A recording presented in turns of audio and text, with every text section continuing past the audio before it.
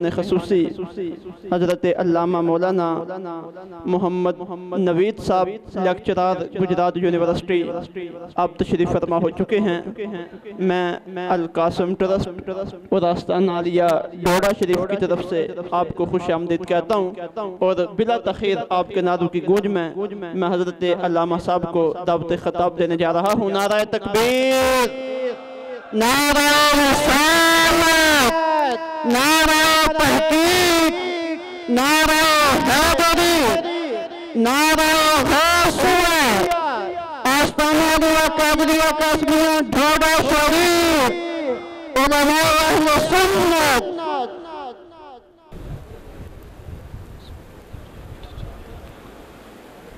अल्हम्दुलिल्लाह नहमदुहु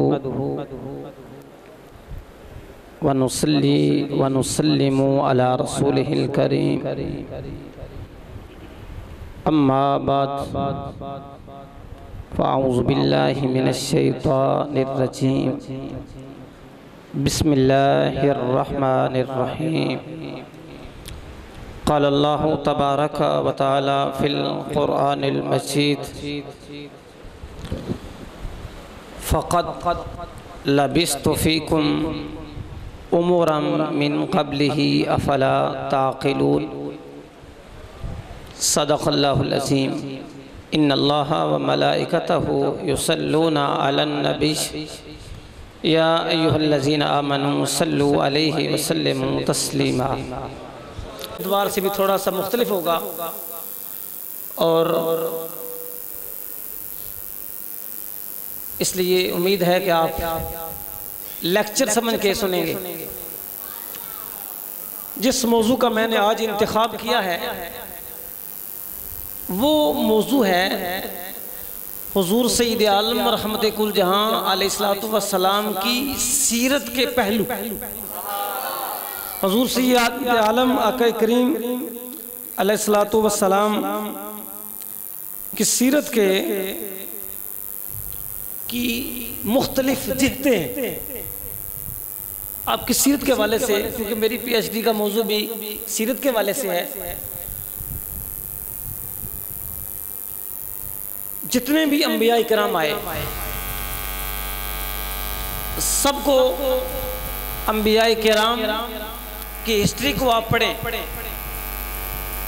तो अंबिया इकराम जो नबी भी आया उसने अपनी जब दावत पेश की तौहीद की तो मोजज़े को बुनियाद बनाया। जब हज़रत मूसा अलैहिस्सलाम का जिक्र कुरान में है, जब उन्होंने दावत पेश की कौम ने, जब हज़रत मूसा से उसका जवाब पूछा तो हज़रत मूसा अलैहिस्सलाम ने के साथ जादूगर का मुकाबला हुआ। मुकाबला होता है तो 60-70 हज़ार जादूगर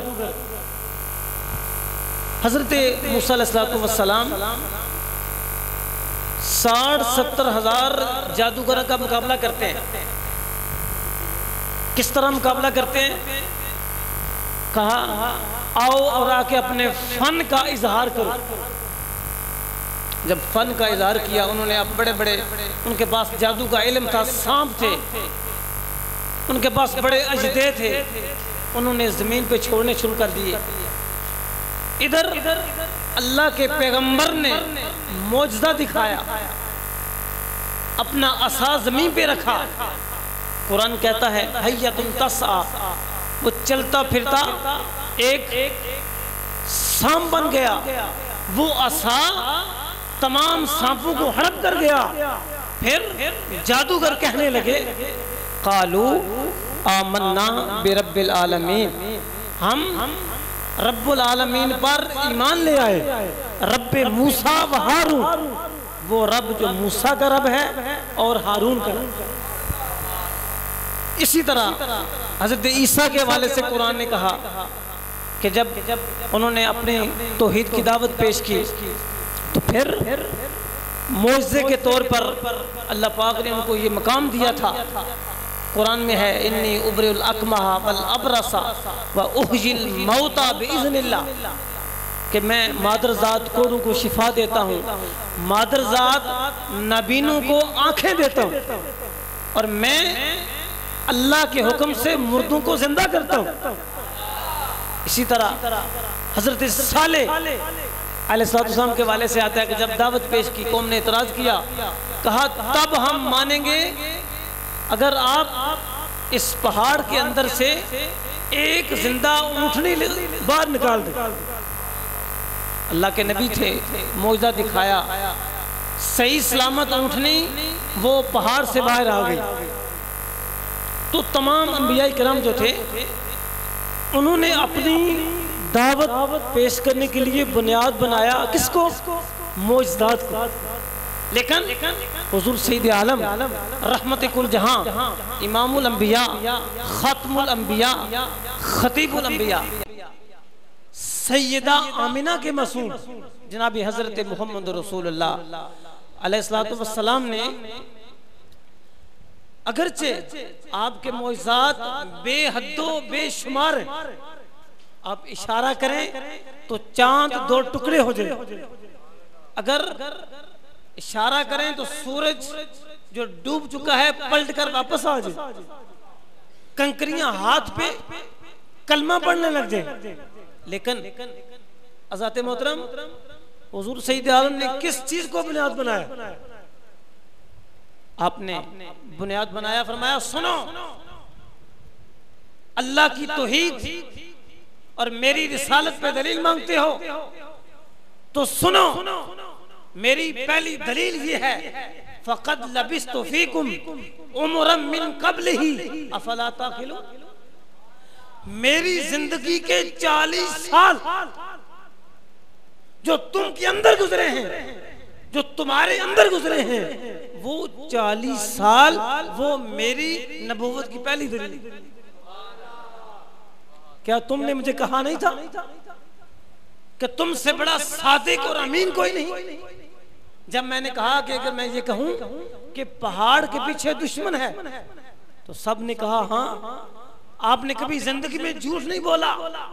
तो फरमाया मेरा जो नबूवत की पहली दलील है, नबूवत की पहली दलील वो मेरी ये है कि मेरी जिंदगी के 40 साल जो तुम्हारे इस कल्चर में, माशरे में मैंने गुजारे, क्या मेरे 40 सालों में तुमको एक इशारा तन भी मेरी तरफ को मुकल कर सकते?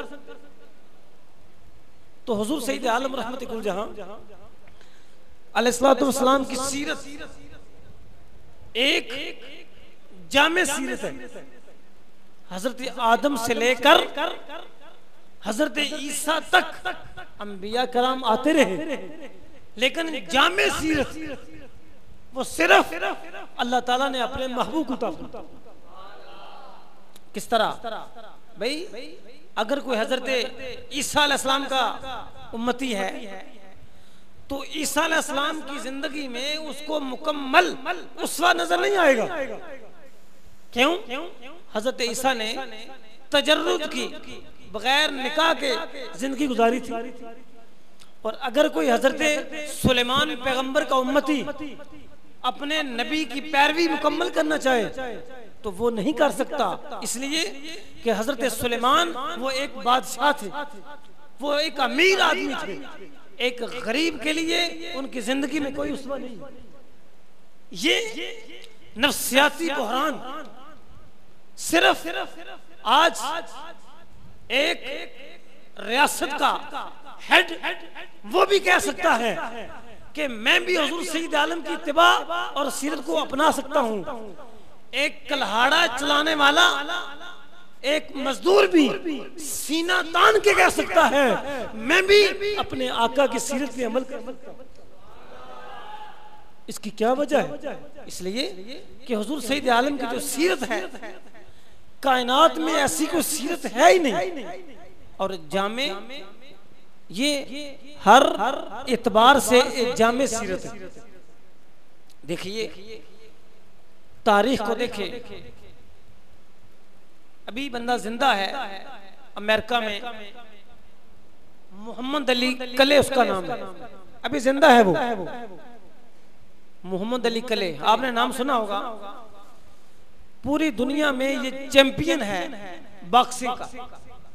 जो बॉक्सिंग है ना, ये इसका चैंपियन और अमेरिकन था ये, और ये स्याह फार्म था, इसका रंग वो स्याह था। मोहम्मद अली कले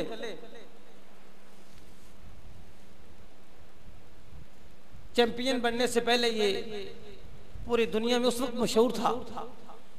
अमेरिका में इसके नाम का सिक्का चलता था। ईसाई था, क्रिश्चियन था। एक दिन एक होटल में जाने लगा। जब होटल में दाखिल होने लगा तो वहां होटल की इंतजामिया ने उसको अंदर जाने से रोक दिया। उसने कहा, जानते हो मैं कौन? कहा, भले से तुम जो भी हो, लेकिन इस होटल के अंदर तुम नहीं जा सकते। पूछा क्यों? कहा, इसलिए कि तुम्हारा रंग काला है और यहाँ कालों के लिए गुंजाइश नहीं है। आज भी अमेरिका में बहुत से स्कूल ऐसे हैं जहां लिखा हुआ है कि यहाँ गोरे जा सकते हैं, काले नहीं जा सकते। उसके दिल पे चोट लग गई। कहा, मैं दुनिया का चैंपियन हूं, पूरी दुनिया में मेरी शोहरत का डंका बज रहा है, और आज इस क्रिश्चियन मजहब वालों ने मेरे साथ कितना भयानक और बुरा सलूक किया। बहुत बड़ी इंसल्ट उसकी हो गई। उसके बाद उसके दिल में ईसाईयत का वो ताल्लुक न रहा। वो कहता है, उसके बाद मैंने इस्लाम का मुताला करना शुरू कर दिया और पैगंबर इस्लाम की सीरत का मुताला शुरू कर दिया। मोहम्मद अली कले कहता है कि मैं हुजूर सईद आलम की सीरत को पढ़ रहा था। पढ़ते पढ़ते मैंने एक वाकया पढ़ा। एक जब वाकये पे पहुंचा, उस वाकये ने मेरे दिल की दुनिया को बदल दिया। एक वाकया पढ़ा और मैं समझ गया कि सच्चा मजहब ईसाई नहीं है, ईसाईयत नहीं है। सच्चा मजहब और सच्चा नबी अगर है तो हज़रत मोहम्मद रसूलुल्लाह की तरह। एक वक्त आया जब वो चैंपियन बना, उसने पूरी दुनिया की ईसाईयत को हैरान कर दिया। उसने कहा, सुनो, आज के बाद मैं ईसाईयत को छोड़ने का ऐलान करता हूं। जब ये बात कही कि मैं ईसाईयत को छोड़ने का ऐलान करता हूं, तो पूरे अमेरिका में कोहराम मच गया। भाई, इतने बड़े शोहरे याफ्ता बंदा अगर ईसाईयत को छोड़ के इस्लाम में आ रहा है तो ये उनके लिए बहुत बड़ा एक दचका था। उसके पास बड़े बड़े साफी आ गए, सवाल करना शुरू कर दिया कि बताएं आप ईसाईयत को क्यों छोड़ रहे हैं? मोहम्मद अली कले ने कहा, बस मैंने पैगंबर आखिर ज़मान हजरत मोहम्मद मुस्तफ़ा अलैहिस्सलाम की सीरत का एक वाकया पढ़ा है। उन्होंने पूछा, बताओ क्या वाकया पढ़ा है? तो उसने कहा, मैंने वाकया पढ़ा कि एक मर्तबा दो सहाबी, जिनमें से एक का नाम हजरत बिलाल हबशी और एक का नाम अबू ज़र गफारी था, दोनों की आपस में किसी बात पे तू मैं हो गई, लड़ाई हो गई। तो जब लड़ाई हुई तो हजरत बिलाल हबशी को अबू ज़र गफारी ने ताना दिया, हो हबशन के बेटे, हो काली माँ के बेटे, तुम काली माँ के बेटे हो, अबशा के रहने वाले हो और मुझसे बात करते। जब ये जुमला बोला तो हजरत बिलाल हबशी पे बड़ा मुश्किल वक्त आ। मैंने सब कुछ इस इस्लाम के लिए छोड़ा था, इन अस्तियों के लिए छोड़ा था, और आज मुझे ये ताने दे रहे। हजरत बिलाल हबशी जो काले रंग का था, वो इमामुल आदिलीन, जिनसे दुनिया में बड़ा कोई अदल करने वाला नहीं है, सैयदुल अंबिया की बारगाह में मुकदमा लेके आ गया। इस दुनिया के सबसे बड़े जज के पास वो फैसला आ गया। हुजूर सईद आलम रहमतुल्लाह जहां ने फैसला करने से पहले मुकदमे को आपने पूछा, बताओ बात क्या है। बात आपको बताई गई कि ये मसला है कि मुझे आज अबू ज़र गफारी ने ताना दिया है, हो हबशन के बेटे, हो काली माँ के बेटे। आपने फरमाया अच्छा जाओ अबू ज़र गफारी को बुलाओ। बुलाया गया अबू ज़र गफारी से। आपने फरमाया अबू ज़र गफारी, क्या जो बलाल हबशी कह रहा है तूने कहा? यहां वो मोहम्मद अली के लिए लिखता है, अगर कोई और दुनियादार होता तो कहता ये गुलाम है, ये हबशा का रहने वाला है, इसकी क्या हैसियत है। फैसला तो मैंने अबू ज़र गफारी के हक में देना है। लेकिन वो कहता है कि हुजूर सईद आलम से बढ़कर कोई सच्चा नहीं था, कोई आदल नहीं था। आपने फरमाया ए अबू ज़र गफारी, तूने बलाल हबशी को ताना दिया? कहा हाँ दिया। हजरत अबू ज़र गफारी हुजूर सईद आलम के तेवर समझ गए कि आका गुस्से में है। अबू ज़र गफारी का चेहरा बदल गया। आका करीम अलैहिस्सलातु वस्सलाम ने बलाल हबशी को सामने बुला के कहा, सुनो ए अबू ज़र गफारी, ये वो जुमला था जिस जुमले से मोहम्मद अली कले के दिल की दुनिया बदल गई। कहा ए अबू ज़र गफारी सुन, मैं मोहम्मद, मेरी एक माँ उम्मे ऐमन जिसका मैंने दूध पिया है वो भी रंग की काली थी। अगर बलाल हबशी काली माँ का बेटा है तो मोहम्मद अरबी भी काली माँ का बेटा है। तुमने ताना दिया है इसको कि ये काली माँ का बेटा है।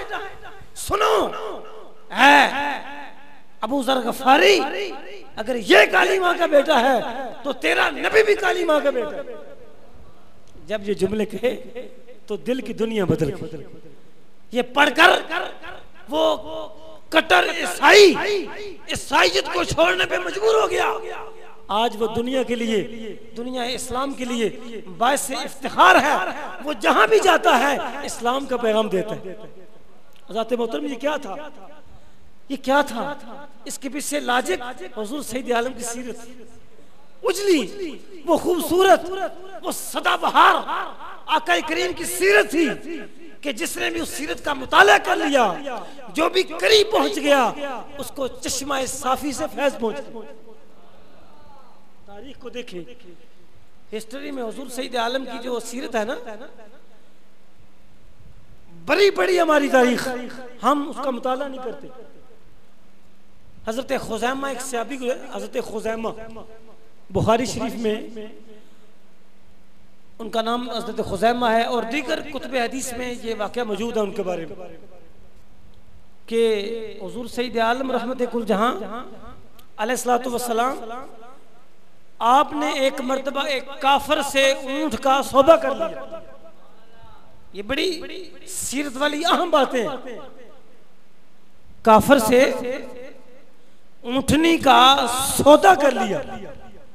जब सौदा हो गया और सौदा आका करीम ने उधार किया, कहा फलान दिन मैं पैसे दूंगा और पैसे देकर जो उस सिक्का जो राजुल वक्त था, दिरहम थे, वो दूंगा और तुमसे ऊंट ले लूंगा। काफिर ने कहा ठीक है। जब कुछ दिन गुजरे, वो मुकर्रा वक्त आया तो आका करीम उस काफिर के पास गए, कहा ये पैसे ले लो और मुझे मेरा ऊंट वापस करो। उसने कहा कौन सा ऊंट, कौन से पैसे? यानी उसकी नीयत काफिर की बदल गई थी कि मैंने इनको ऊंट नहीं देना, मुमकिन है उसे कहीं और से ज्यादा पैसे मिले हों। उसने कहा कौन से पैसे, कौन से ऊंट? आपने कहा कैसी बात करते हो, तुमने मेरे साथ ये सौदा तय हुआ था कि फलान दिन आपने मुझको दिरहम देने हैं और ऊंट ले लेने। उसने कहा नहीं। जब आवाज बुलंद होने लगी तो वो इनकार करने लगा। आप उसे बार बार इसरार करने लगे तो लोग वहां इकट्ठे हो गए। तो पूछा मसला क्या है। जब हजूर सैयद आलम ने लोगों को मसला बताया, कुछ काफिर थे कुछ मुसलमान थे। वहां एक सहाबी हजरत खुजैमा थे। हजरत खुजैमा ने बड़ी बुलंद आवाज से कही, या रसूल अल्लाह। उस पहले काफिर ने कहा ना, अगर कोई आपका गवाह हो ना, आप गवाह लेकर आ जाए कि मेरा और आपका सौदा तय हुआ था, तो ये ऊंट आप ले जाए। और जब सौदा हुआ था तो कोई मौके का गवाह नहीं था। उसने बड़ी चाल खेली। काफिर ने कहा ठीक है, अगर सौदा हुआ था तो गवाह ले आए और ऊंट ले जाएं। जब ये बात हुई तो वहां हजरत खुजैमा उन्होंने आवाज बुलंद करते हुए कहा, या रसूलुल्लाह सल्लल्लाहु अलैहि वसल्लम, मैं आपकी गवाही देता हूं कि आपने काफिर से ऊंट का सौदा किया। जब आपने गवाही दी, काफिर को ऊंट देना पड़ गया। जब ऊंट दे दिया तो बाद में आका करीम ने पूछा, खुजैमा मुझे ये बताओ कि जब मेरा सौदा हुआ था तो तुम तो मौजूद नहीं थे, तुमने किस बुनियाद पर गवाही दी? जब मेरा काफिर से सौदा हुआ था तो मौजूद नहीं थे, तुमने मेरी गवाही हक में क्यों दी? हज़रत मोहतरम बड़ा तारीखी जुमला बोला हजरत खुजैमा, बड़ा कीमती जुमला बोला। हजरत खुजैमा ने अर्ज की कि या रसूल अल्लाह सल्लल्लाहु अलैहि वसल्लम, ये तो एक ऊंट का सौदा था, ये तो बहुत थोड़ा सौदा था। या रसूल अल्लाह, हमने तो आपने रब को नहीं देखा, हमने तो जन्नत और दोज़ख को नहीं देखा। आपने कहा अल्लाह है, हमने कहा अल्लाह है। आपने कहा जन्नत है, हमने कहा जन्नत है। आपने कहा दोज़ख है, हमने कहा दोज़ख है। या रसूल अल्लाह, ये तो चंद रुपयों की बात थी, हमने कायनात की सबसे बड़ी गवाही वो आपकी जुबान पे दे दी। क्यों? ये इत्माद है, हुजूर सईद आलम की सीरत पर इत्माद है, हुजूर की जात पर इत्माद है। कहा ये तो गवाही बड़ी छोटी गवाही। फिर उसके बाद क्या हुआ? आका करीम की बात, आका फिर नवाजते भी है ना। आका ने फरमाया, आज के बाद ए खुजैमा, तुझे मैं बिशारत देता हूं कि जहां दो गवाहियां चाहिए होंगी, दो गवाहियां, वहां तेरी एक गवाही दो के बराबर। मैं अपना इख्तियार इस्तेमाल करता हूं, मैं अपना जाती इख्तियार इस्तेमाल करता हूं।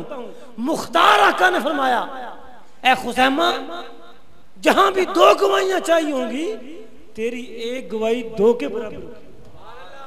फिर क्या हुआ? जब कुरान को जमा करते करते, हजरत ज़ैद कुरान को जमा करते करते, शर्त थी कि हर आयत पे दो गवाह होते फिर लिखते। कुरान की एक आयत ऐसी थी कि जिस पर सिवाय हजरत खुजैमा के कोई दूसरा गवाह न। जितनी आयतें कुरान की लिखी गई ना, हजरत ज़ैद ने लिखी तो हर आयत पे दो गवाह थे। एक आयत वो थी कि जिस पर सिवाय हजरत ज़ैद के कोई दूसरा गवाह न, खुजैमा की। तो उस वक्त आका करीम की वो बिशारत सामने आ गई कि आका करीम ने फरमाया था, खुजैमा, जहां दो की गवाही चाहिए वहां तेरी एक की गवाही दो के बराबर हो। इसलिए वो आयत कुरान पाक लिख ली। हज़रत मोहतरम हुजूर सईद आलम की सीरत की बात है। इसी बात को अल्लामा इकबाल ने बात की। अल्लामा इकबाल से एक फलसफी ने पूछा, बहुत बड़ा फलसफी था, उसने पूछा इकबाल से, इकबाल तुम ये बताओ कि इतने बड़े फलसफी हो, तुम्हारे पास इतना इल्म है, तुम ये बताओ कि क्या तुम ये मानती हो कि ये कुरान अल्लाह की किताब है? ये जो अल्फाज हैं ये अल्लाह के अल्फाज हैं, क्या तुम इस बात को मानते हो? इकबाल ने कहा उस सवाल करने वाले फलसफी से कि जहां तक तो दलाइल की बात है, अगर तुम दलाइल की बात करो ना कि ये कुरान अल्लाह की किताब नहीं, तो मुमकिन है कि तुम तलाश कर लो कि ये किताब अल्लाह की नहीं है। उसने कहा अच्छा, तो तुम्हें कैसे यकीन है? इकबाल बताओ, तुम्हें कैसे यकीन है कि ये कुरान अल्लाह की किताब? इकबाल ने कहा सुनो, मुझसे पूछते हो? इकबाल ने कहा मैं इस किताब को अल्लाह की किताब इसलिए मानता हूं, उस हस्ती ने कहा है कि ये कुरान अल्लाह की किताब है, जिसके दुश्मन भी कहते हैं कि जिंदगी में कभी उन्होंने झूठ नहीं बोला।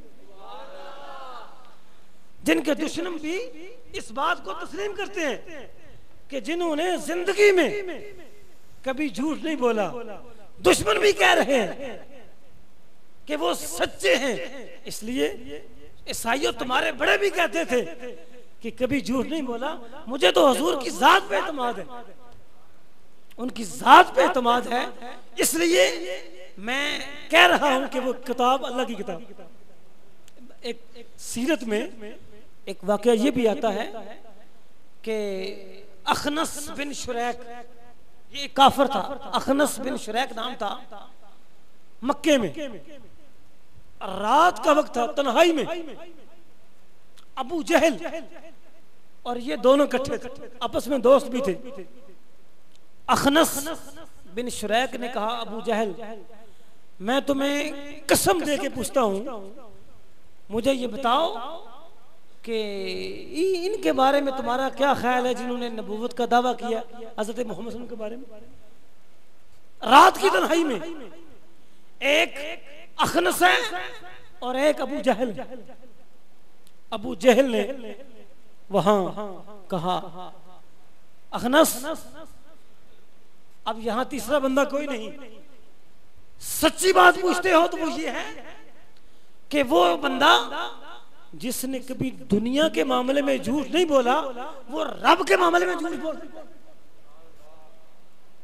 अबू जहल के अल्फाज है ये। तो अखनस ने कहा अच्छा, तो फिर तुम क्यों नहीं मानते? कहा मानता इसलिए नहीं हूं कि काबे की तौलियत भी उनके पास, स्यादत भी उनके पास, हाजियों को पानी पिलाना भी उनके पास, और अगर नबूवत भी उनको मानूं तो हमारे पास क्या रह जाए? अंदर से अबू जहल जैसा काफिर भी मानता था कि वो शख्सियत जिनकी सीरत इतनी उजली है, इतनी खूबसूरत है कि जिन्होंने कभी किसी दुनिया के मामले में झूठ नहीं बोला, वो रब के मामले में कैसे झूठ बोल सकते? कायदे आज़म मोहम्मद अली जिन्ना ये बहुत बड़े आशिक रसूल थे।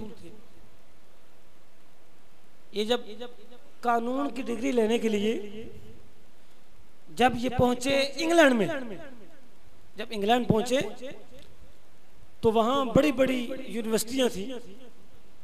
एक साफी ने सवाल किया कि आपने लिंकन इन यूनिवर्सिटी में दाखिला क्यों लिया? वहां तो बड़ी बड़ी यूनिवर्सिटियां थी, आपने दाखिला वहां क्यों लिया? ये इतनी अच्छी यूनिवर्सिटी तो नहीं है। तो कायदे आज़म ने जवाब दिया, कहा बात यह है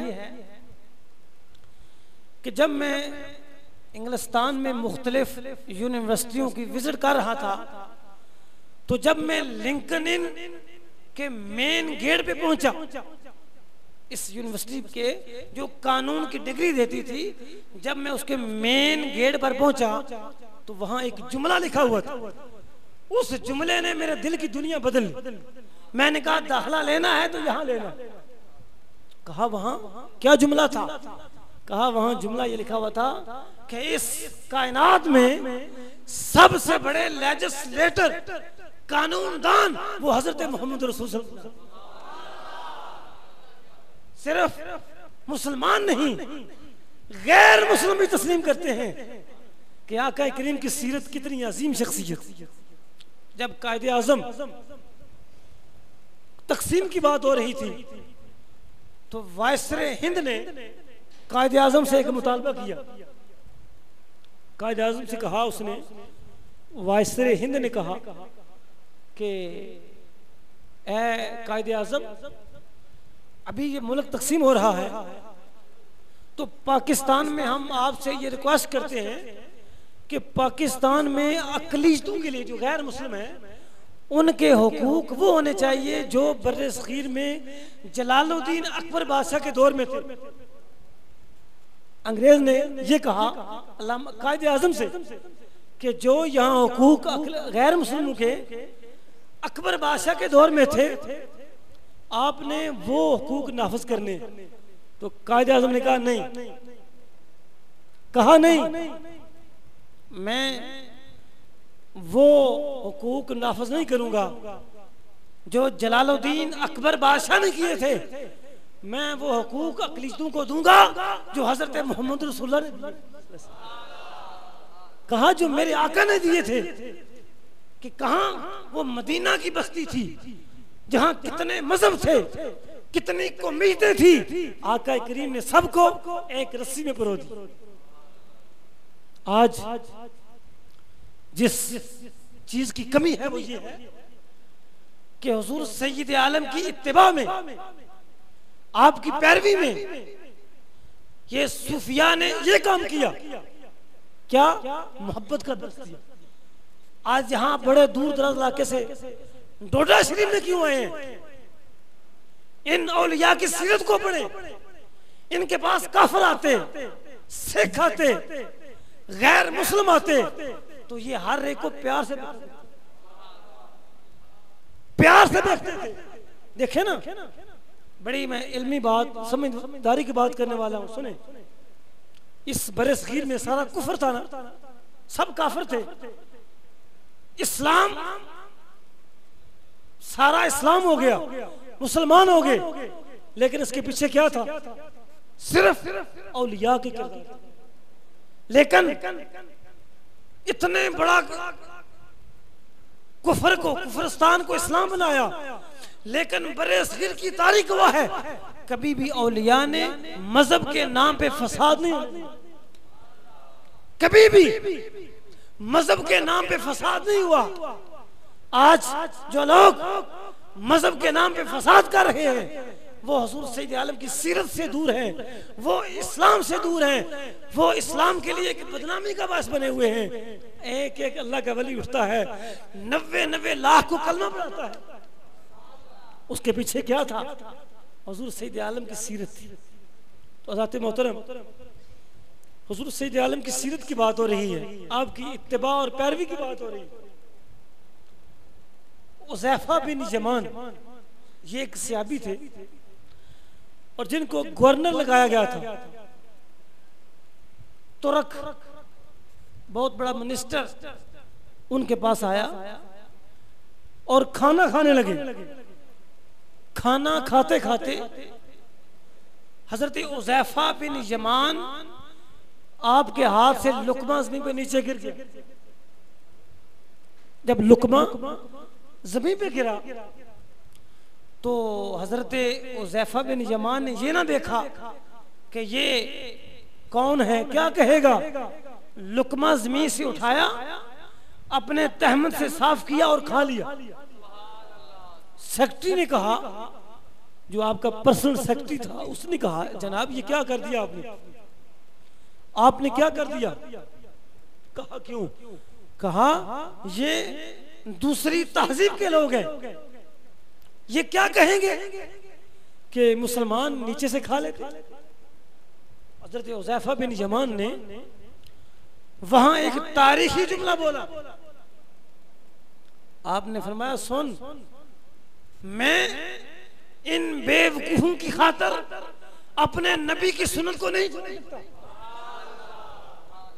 मेरे आका ने फरमाया है कि खाना खाते हुए जो लुकमा जमीन पे नीचे गिर जाए, जो उसको उठा के खा लेगा, तो फरमाया ये तो उसकी बख्शिश की। मुसलमान कभी भी आका करीम से गद्दारी नहीं कर सकता, बेवफाई नहीं कर सकता। मुसलमान अमल में कमजोर हो सकता है, लेकिन हुजूर का गुस्ताख नहीं हो सकता, बेवफा नहीं हो सकता। तो साथ मोहतरम, हुजूर सैयद आलम रहमत कुल जहां इमामुल अंबिया फख्रुल अंबिया की सीरत को देखें। गुलामी गुलामी इस्लाम में बड़ी बुरी चीज है।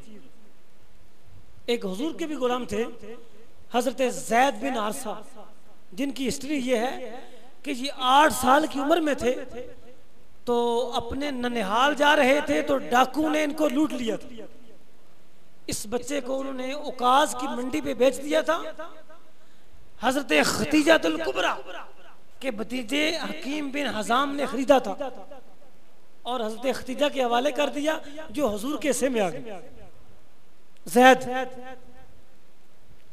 इनके वालिदैन उनको तलाश करते करते बहुत अरसा गुजरा तो हुजूर सईद आलम के पास पहुंचे। पता चला कि हमारा बेटा इनके पास आए और आके कहा कि ये ज़ैद हमारा बेटा है, हम आपको पैसे देना चाहते हैं और उसके बदले इसको ले जाना चाहते हैं। फरमाया मेरा कोई मुतालबा नहीं है, मुझे तुम कुछ रकम ना दो, अगर ये राजी है इसको ले जाओ। बुलाया गया, हजरत ज़ैद की मुलाकात हुई अपने बाप से, अपने चचा से। जब मिले, मुलाकात हुई तो पूछा बेटा हम बड़े अरसा तुझे तलाश करते रहे, बड़ा अरसा गुजर गया और आज हम बड़ी मुश्किल से तेरे पास पहुंचे और तुझे लेने के लिए आए हैं। हजरत ज़ैद ने कहा ऐ मेरे वालिद मोहतरम, मेरे चचा जान, आप मुझ पे मेहरबानी करें, बेशक आका करीम ने मुझे आजाद भी कर दिया आपके कहने पे, लेकिन मैं हुजूर सईद आलम के दामन को नहीं छोड़ने। कहा आका करीम के मैं पास से जाने वाला नहीं हूं। इस घर का नशा ही ऐसा है, इस शराबे तहूर का मजा ही ऐसा है, जो एक बार जियारत कर ले वो नहीं जाता। मैं तो कितना अरसा के पास गुजारा है, बाप को छोड़ सकता हूँ, खानदान को छोड़ सकता हूँ, अपने इलाके को छोड़ सकता हूँ, लेकिन इस हस्ती को मैं नहीं छोड़ सकता। हज़रत मोहतरम, ये हुजूर सईद आलम की सीरत है। और किसी बंदे के किरदार का पूछा ना, किरदार कैसा है, तो सबसे बड़ी गवाही उसके घर से होती है। पहली बड़ी गवाही उसकी बीवी की होती है कि भाई कैसा है तुम्हारा खामन। तारीख गवाह है, जब पहली वही आती है तो पहली वही के बाद आका करीम घर में आते हैं। उस वक्त बड़ी घबराहट है, घबराहट के आलम में घर पहुंचे और पहुंचने के बाद सैयदा खतीजातुल कुबरा ने पूछा क्या बात है, तो आका करीम ने पहली वही की सारी बात सुना दी और हुजूर कुछ परेशान घबराए हुए थे। तो सैयदा खतीजातुल कुबरा की पहली गवाही क्या थी, घर की बीवी की गवाही सुनिए क्या थी हुजूर सईद आलम की सीरत के हवाले से। सैयदा खतीजातुल कुबरा ने फरमाया वल्लाहि ला युखज़ीका, ए आका करीम आप न घबराएं, अल्लाह आपको कभी रुसवा नहीं करेगा। क्यों? इन्नका लतासिलुर रहीमा, या रसूल अल्लाह आप तो सिला रहमी करने वाले हैं। व तहमिलुल कल्ला, या रसूल अल्लाह आप तो दूसरों का बोझ उठाने वाले हैं। तहमिलुल कल्ला, दूसरों का बोझ उठाने वाले हैं। या रसूल अल्लाह तक्सिबुल मादूमा, जिसके पास कुछ नहीं आप उसको अता करने वाले। तक्सिबुल मादूमा, या रसूल अल्लाह जिसके पास कुछ नहीं आप उसको अता करने वाले हैं। और ये फिर उसके बाद फरमाया तुकरी दईफ, या रसूल अल्लाह आप तो मेहमानों के मेहमान नवाजी करने वाले। 5 चीजें हुजूर सईद आलम की जो 40 साल जिंदगी का खुलासा थी, जो हुजूर की पहली सीरत थी और बाद की सीरत थी, उसका खुलासा क्या था। भाई पहले नमाज नहीं थी, नमाज तो तकरीबन हुजूर सईद आलम की उम्र 52 साल के बाद नमाज आई। नमाज बाद में आई, पहले क्या था? पहले हुजूर सईद आलम की वो सीरत थी जिसका जिक्र सैयदा खदीजा ने किया। और आज माशरे में जिस चीज की जरूरत है वो आका करीम की सीरत है। क्या कहा सईदा खतीजा ने फरमाया कि या रसूल अल्लाह सल्लमा इन्नका लतासिलुर रहिम। पहली खुसूसियत, सीरत का पहला निशान, आप सिला रहमी। सिला रहमी क्या है पता है आपको? जिसको हमने छोड़ दिया है। सिला रहमी ये है अपने रिश्तेदारों के साथ ताल्लुक को कायम करना। पूछा गया सिला रहमी क्या है, तो आका करीम ने फरमाया सिल मन कता का, जो तुझसे ताल्लुक तोड़ता है तू उसे ताल्लुक जोड़। ये सिला रहमी है। हमारे यहाँ क्या है, ओ जी फलां बहन ने मुझे रिश्ता नहीं दिया, मेरा कता तलकी हो गई, फलां भाई ने फलां मौके पे ये कहा था, मेरा रिश्ता खत्म हो गया। ये इस्लाम नहीं, ये हुजूर सैयद आलम की सीरत नहीं है। आका की सीरत क्या है? इन्नका लतासिलुर रहिम, कि आप सिला रहमी करते। सिला रहमी ये हुजूर सैयद आलम की जो सिला रहमी है ना, ये पहली खूबी है और ये उम्मत के लिए दर्स है कि मैं सिला रहमी करता हूं, तुम भी सिला रहमी करो। दूसरी बात क्या फरमाई, वो भी हमारे माशरे से आज खत्म होती जा रही, वो क्या है? तहमिलुल कल्ला। ये बड़ी कीमती बातें हैं, अगरचे मेरा गला भी डिस्टर्ब है और कुछ स्पीकर भी साथ नहीं दे रहा, लेकिन बातें बड़ी कीमती हैं। तहमिलुल कल्ला, फरमाया या रसूलुल्लाह सल्लल्लाहु अलैहि वसल्लम, जिसका कोई बोझ उठाने वाला नहीं है। तहमिलुल कल्ला, या रसूलल्लाह आप उसका बोझ उठाते। आज कितने लोग हैं जो दूसरों का बोझ उठाने वाले। आगे फरमाया तक्सिबुल मादूमा, जिसके पास कुछ नहीं है आप उसको अता करने वाले। आज बड़ी बात हो रही है खिदमत की, खिदमत खल्क की बड़ी बात हो रही है, लेकिन याद रखो खिदमत खल्क की बुनियाद वो आका करीम ने दी। आपने फरमाया खैरुन नास मन यनफउ नास, ये है सीरत।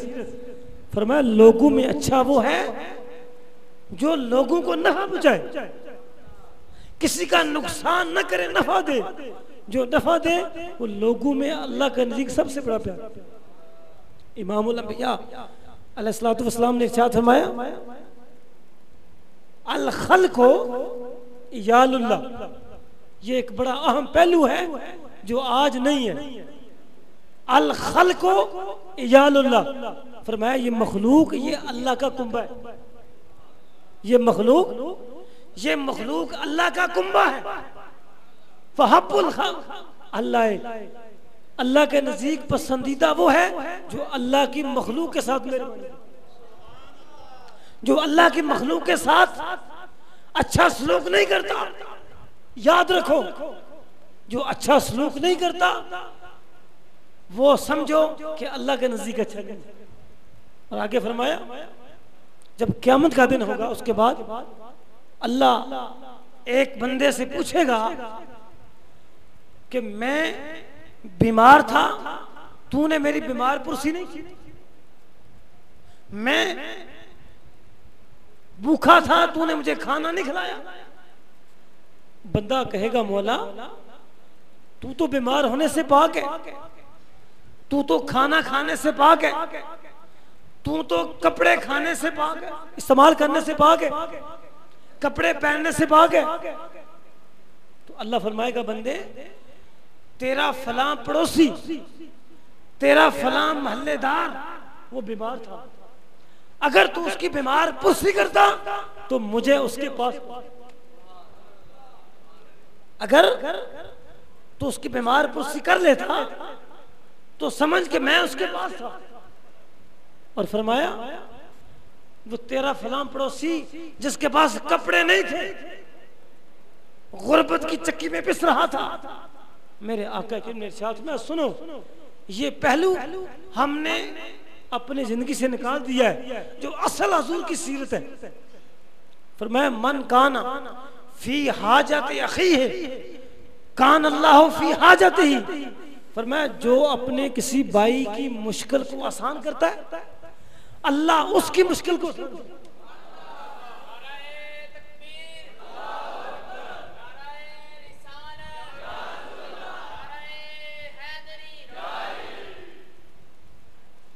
फरमाया मन फर्राजा मोमिनन कुर्बतन फर्रजल्लाहु कुर्बतन मिन कुर्ब यौमिल क़ियामा। अल्लाह के रसूल ने फरमाया जो बंदा अपने किसी मुसलमान भाई से उसकी मुश्किल को आसान करेगा, अपने भाई की मुश्किल को आसान करेगा, अल्लाह ताला क़यामत की मुश्किलात में से, अल्लाह ताला क़यामत की मुश्किलात में से उसकी मुश्किल को आसान करेगा। आज सवाल ये है, हम नमाजें भी पढ़ते हैं, रोजे भी रखते हैं, इबादतें भी हैं, लेकिन मुझे बताओ क्या हमारे जो माशरती रवैये हैं उनमें कोई तब्दीली आई है कि नहीं? सवाल ये है कि क्या माशरे में झूठ हमने खत्म कर दिया? हम इबादत तो कर लेते हैं लेकिन जो माशरती रवैये हैं उनमें तब्दीली नहीं आती। एक SHO को देखे तो वो जनाब तवाफ कर रहा है, जब कुर्सी पे बैठता है तो लाखों रुपए रिश्वत ले रहा है। इबादत करते हैं हम, लेकिन उस इबादत का फायदा क्यों नहीं हो रहा? इज्तिमाई तौर पर आज हमारा अमल, हमारा किरदार कमजोर क्यों हो गया? हम इबादतें सिर्फ रस्मी करते हैं, इबादतें सिर्फ रस्मी रह गई हैं, उनकी रूह बाकी नहीं रही। वो जो इकबाल ने कहा था कि रह गई अज़ां रस्म अज़ां रूहे बलाली ना रही, फलसफा रह गया तलकीने गज़ाली। आज वो इबादतों में असल नहीं रहा, वो रूह नहीं रही। इसलिए अबाब ज़िक्र आज जरूरत इस अमर की है कि हम इबादत भी करें और इबादत का जो असर है वो भी हम पे नजर आना चाहिए। हमें झूठ नहीं बोलना चाहिए, हमें बदध्यांती नहीं करना चाहिए, हमें रिश्वत नहीं लेना चाहिए। देखे ना हमारे कूलर लगाते हैं, कूलर तो वहां संगली साथ बनी होती है, साथ संगली गिलास के साथ बनी होती है। क्यों के साथ बनी होती है? हमारा किरदार ही ऐसा है।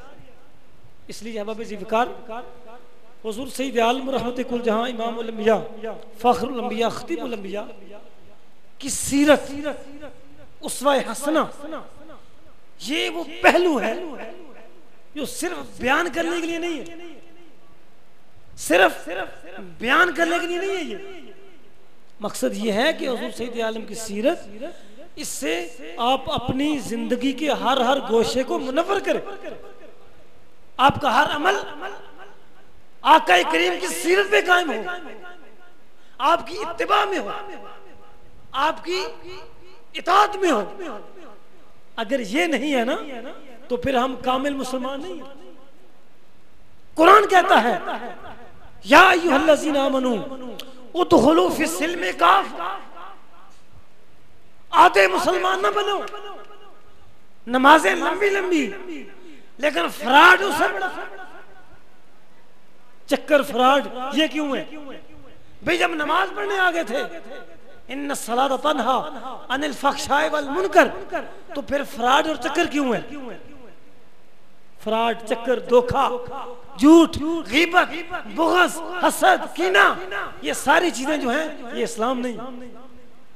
अल्लामा इकबाल ने इसलिए कहा था, इकबाल ने कहा ये मुसलमान होना खिरद ने कह भी दिया ला इलाहा तो क्या हासिल, दिलो निगाह मुसलमान नहीं तो कुछ भी नहीं। इकबाल कहते हैं दिलो निगाह मुसलमान नहीं, अगर तुम्हारे अंदर इस्लाम नहीं पहुंचा तो फिर तुम मुसलमान नहीं। इसलिए इकबाल ने कहा कि ये इस्लाम, ये शहादत गाहे उल्फत में कदम रखना है। लोग आसान समझते हैं मुसलमान। ये मुसलमान होना आसान बात नहीं। इकबाल कहता है चूमी गोयम मुसलमानम बलर्जम। इकबाल कहता है कि जब मैं कहता हूं कि मैं मुसलमान हूं तो बलर्जम में कांप जाता हूं। चूमी गोयम मुसलमानम बलर्जम, जब मैं कहता हूं कि मुसलमान हूं तो मैं कांप जाता हूं। क्यों? कदानम मुश्किलात ला इलाहा, मैं जानता हूं कि मुश्किलात ला इलाहा की मुश्किलात। भाई मुझे ये बताएं, क्या अबू जहल और अबू लहब के लिए ला इलाहा इल्लल्लाह पढ़ना अरबी में मुश्किल? अरबी दान थे, फसीहुल लिसान थे, क्या जुबान से ये जुमला नहीं कह सकते? क्यों नहीं कहा? इसलिए कि वो जानते थे अगर हमने ला इलाहा पढ़ लिया तो हमें फिर बदर में जाना पड़ेगा, हमें ओहद में जाना पड़ेगा, हमें हर शय को छोड़ना पड़ेगा। असल बात ये है उदखुलू फी सिल्म काफा। आज हुजूर सईद आलम की सीरत का तकाजा ये है, हम इस्लाम के अंदर पूरे के पूरे।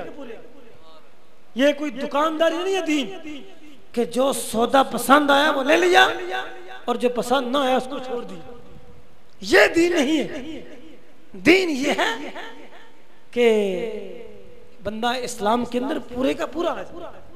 एक नमाजी बनता है तो नमाजी के तकाजे पूरा करे। एक रोजेदार है तो उसकी माशरती रवैये में, उसके किरदार में एक फर्क होना चाहिए कि यार ये वो बंदा है जो कभी धोखा नहीं करता, ये वो बंदा है जो दूसरे का हक नहीं खाता, ये वो बंदा है जो किसी पे जुल्म नहीं करता, किसी पे ज्यादती नहीं करता। तब तो हम पक्के मुसलमान हो गए। और अगर ऐसी बात नहीं है तो फिर समझे कि हम इस्लाम में कमी। बहरहाल जो कुछ मैंने बयान किया वो अल्लाह पाक मुझको और आपको अमल की तौफीक अता फरमाए। हुजूर सईद आलम की सीरत के हवाले से और आखिर में चूंकि भी वक्त है 10 मिनट मेरे पास, ये इसलिए है कि किसी ने कोई भी सवाल पूछना हो, किसी वाले से कोई सवाल पूछना हो, कोई वजाहत पूछनी हो तो बगैर किसी हेजिटेशन के आप पूछ सकते। अगर कोई ऐसा हो किसी चीज की वजाहत, कोई किसी को कोई मसला दरकार हो तो इस पर आप पूछ सकते।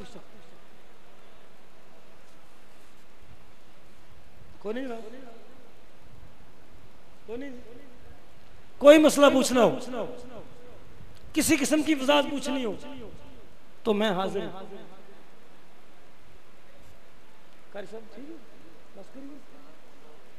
व आखिरु दावाना अनिल हम्दुलिल्लाहि रब्बिल आलमीन।